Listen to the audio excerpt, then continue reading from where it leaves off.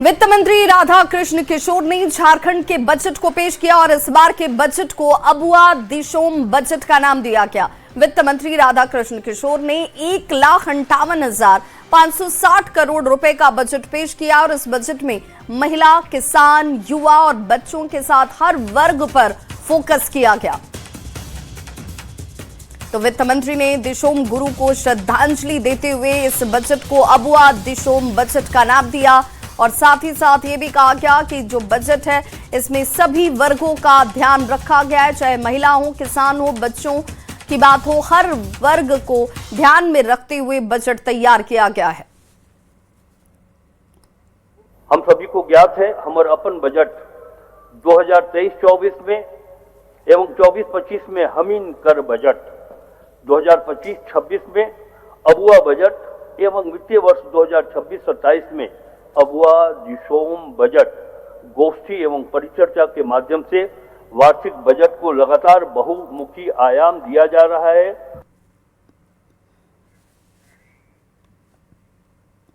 राज्य को देखिए 2026-27 के बजट को जब पेश किया गया तो बताया गया कि किस तरीके से झारखंड जो है वो विकास के पथ पर अग्रसर है और इस दृष्टिकोण से हर वर्ग के हितों की रक्षा करना राज्य की जिम्मेदारी है। आर्थिक दबाव राज्य के ऊपर हालांकि लगातार बढ़ रहा है, हमें बस 5,000 करोड़ रुपए ही मिले और इन्हीं सीमित संसाधनों के भीतर विकास हमारी प्राथमिकता है। केंद्र से 11,000 करोड़ रुपए की जरूरत थी लेकिन ये राशि हमें मिली नहीं। वित्त मंत्री ने केंद्र सरकार पर इसे लेकर निशाना साधते हुए कहा कि केंद्र सरकार आर्थिक सहयोग ही नहीं कर रही, केंद्र सरकार का आर्थिक सहयोग जरूरी है वरना राज्य पर आर्थिक दबाव बढ़ता जा रहा है। हमारे राह में कितने भी रोड़े अटकाएं न हम झुकेंगे न झुके हैं, हम संघर्ष करेंगे और हमें ये दो पंक्ति हमारे आत्मबल को और मजबूत बनाता है। वह दो पंक्ति इस प्रकार हैं, किसी के पैरों में गिरकर कामयाबी पाने से बेहतर है।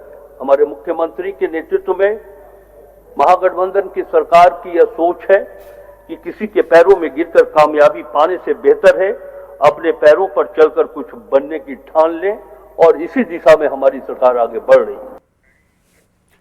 तो वित्त मंत्री राधा कृष्ण किशोर ने आज विधानसभा में बजट को पेश किया। इसके बाद प्रेस कॉन्फ्रेंस में उन्होंने बजट की विशेषता के बारे में विस्तार से जानकारी दी। अबुआ दिशोम बजट का मकसद राज्य के ओवरऑल डेवलपमेंट, सोशल वेलफेयर और इकोनॉमिक ट्रांसफॉर्मेशन को तेज करना है। राधा कृष्ण किशोर ने कहा कि शहीद के आश्रितों के लिए आदर्श विद्यालय, महिला किसानों के लिए महिला किसान खुशहाली योजना शुरू की गई है। बजट है वो 1,58,560 करोड़ रुपए का है, यानी कि पिछले वर्ष जो हमारा बजट था या चालू वित्तीय वर्ष में, अब ये वित्तीय वर्ष समाप्त नहीं हुआ है, वर्तमान वित्तीय वर्ष में जो 1,45,400 करोड़ का बजट था उससे ये अधिक का बजट है।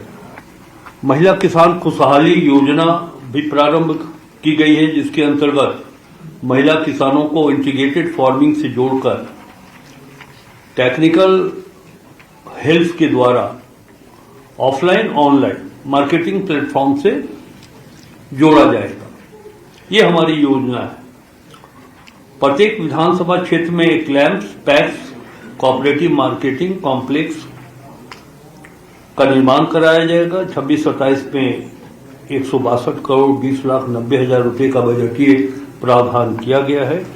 बजट में प्रावधान किया गया है कि जो हमारा हेल्थ डिपार्टमेंट का बजट एलोकेशन होगा या है उसमें 200 करोड़ रुपया निकाल करके अलग से, जिसे आप कह सकते हैं कि वो कैंसर बजट के नाम से रखा जाएगा और हम उससे पेट सीटी स्कैन मशीन इस्टेब्लिश करेंगे। हमारे 5 मेडिकल कॉलेज हॉस्पिटल जो सरकार के मेडिकल कॉलेज हॉस्पिटल है और राज्य के 24 जिले सदर अस्पताल में हम सभी अस्पतालों में, सदर अस्पतालों में ब्रेस्ट मैमोग्राफी मशीन की भी स्थापना करेंगे। तो ग्रामीण विकास मंत्री दीपिका पांडे सिंह ने बजट की तारीफ की। उन्होंने कहा कि ये 25 साल का युवा बजट है। इस साल के झारखंड का यह युवा बजट विशेष करके ग्रामीण लोगों की उम्मीदों को पूरा करने वाला है। महात्मा जी की जो कथन है या उनकी सोच है कि गांव में हमारी आत्मा बसती है, और हम लोग भी इसी प्रयास में हैं कि हम लोग सिर्फ इंफ्रास्ट्रक्चर नहीं लेकिन बल्कि गांव में रहने वालों के जिंदगी को में भी बदलाव लाएं। उसी का प्रतिबिंब आज का यह बजट है। मैं धन्यवाद करना चाहूंगी माननीय मुख्यमंत्री जी को, वित्त मंत्री राधाकृष्ण किशोर जी को कि उन्होंने ग्रामीण विकास, ग्रामीण कार्य और पंचायती राज को विशेष महत्व दिया है।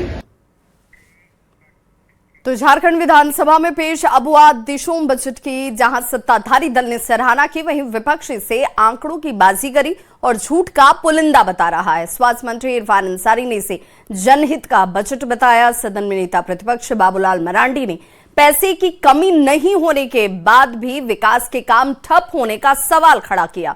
वहीं बीजेपी विधायक पूर्णिमा दास साहू ने बजट को लेकर निराशा जाहिर की। में माताओं और बहनों के हित में ये बजट पेश किया गया, जिसमें सभी सेक्टर को राशि दी गई है।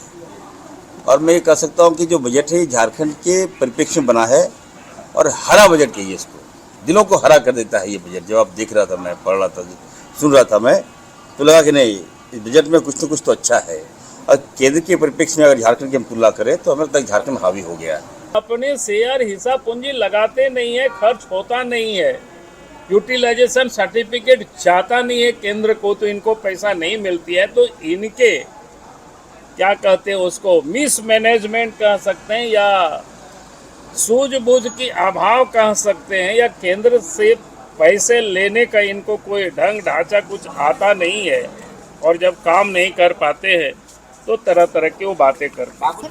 बजट ऐसा होना चाहिए जो हर एक वर्ग को सशक्त करे, समाज के हर एक वर्ग को सशक्त करने वाला बजट होना चाहिए। सिर्फ आंकड़ों का संतुलन बनाने वाला बजट नहीं होना चाहिए। तो मुझे तो ये बेहद निराशाजनक बजट रहा। सिर्फ आंकड़ों का जो है आपका खेल बाजीगरी ही मुझे दिखा इसमें। तो झारखंड के बजट को बीजेपी प्रदेश अध्यक्ष आदित्य साहू ने दिशाहीन बताते हुए जनता को गुमराह करने वाला कहा। उन्होंने कहा कि बड़ी मात्रा में राशि के गबन का आरोप दिखता है और लगाया गया है, और दावा किया गया कि वित्त मंत्री आधे मन से बजट का भाषण पढ़ रहे थे, जिसमें मुख्यमंत्री भी खुश नहीं दिखे। 1,58,000 करोड़ का बजट केवल गोल मटोल आंकड़ों का प्रस्तुतिकरण है।